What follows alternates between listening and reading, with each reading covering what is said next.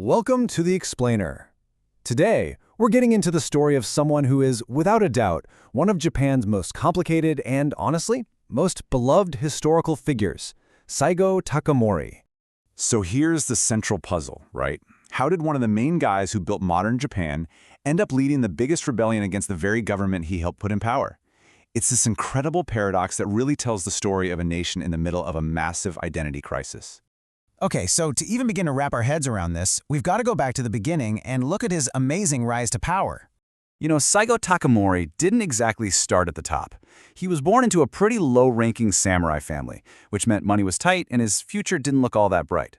But his first real job was a local clerk, and this is key. It put him face to face with how much the peasants were suffering. That experience really stuck with him, and you could say it shaped everything he did later on. But even with that humble start, the guy's talent was just off the charts. He was a brilliant diplomat and an amazing military commander, and he quickly became the guy, a central figure in what we call the Meiji Restoration.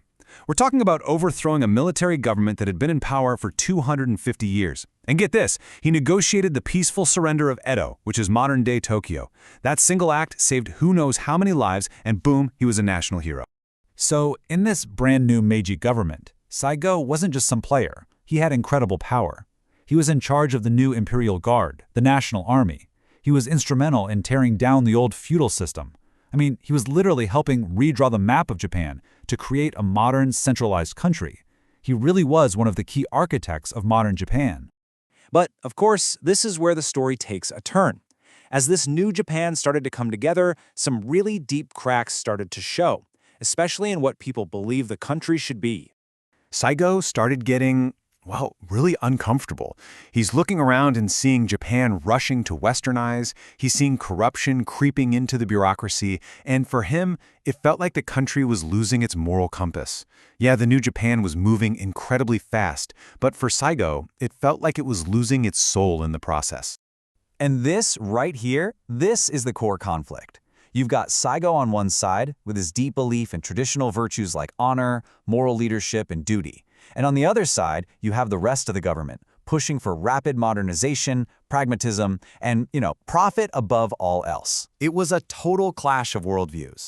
Sooner or later, a clash like that is gonna explode. And it did in 1873. The trigger? A crisis over foreign policy.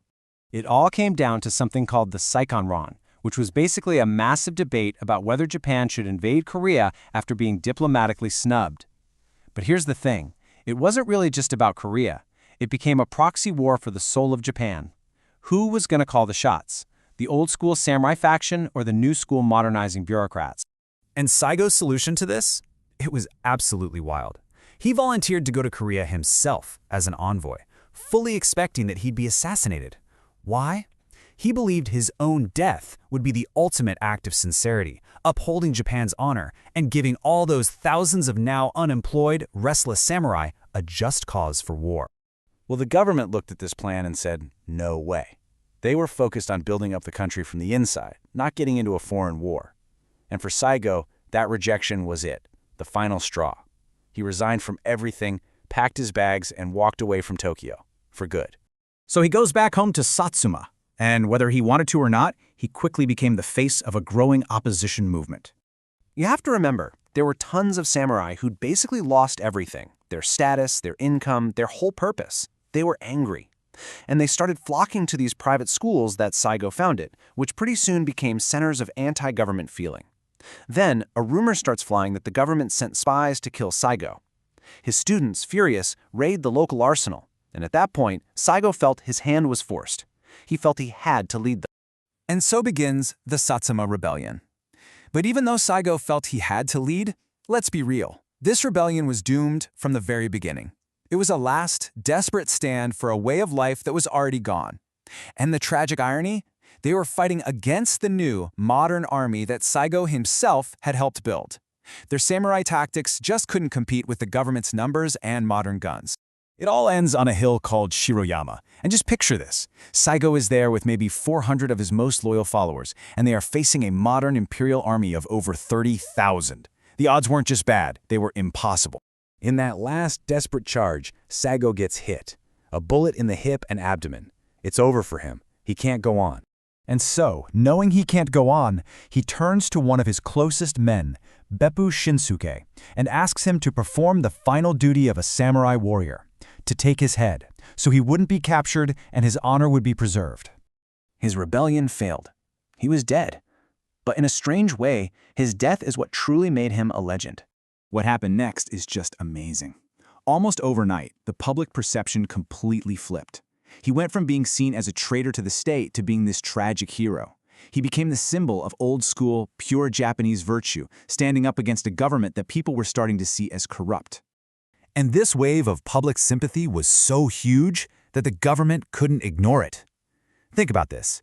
Just a little over 10 years after he led a rebellion against them, that same government officially pardoned him. That just shows you how incredibly popular he had become.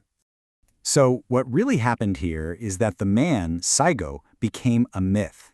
He was the perfect hero for people because his story ended before he had to make any of the messy compromises that real-world politics demands. He stayed pure, an untarnished symbol of the true samurai spirit.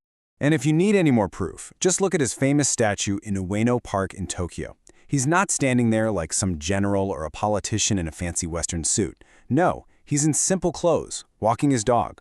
It perfectly captures how people remember him, not as a man of power, but as a man of principle, a man of the people. And that's really the question Saigō's life leaves us with, isn't it? It makes you wonder, what's the real cost of progress? And in the rush to modernize and move forward, what important virtues do we sometimes leave behind?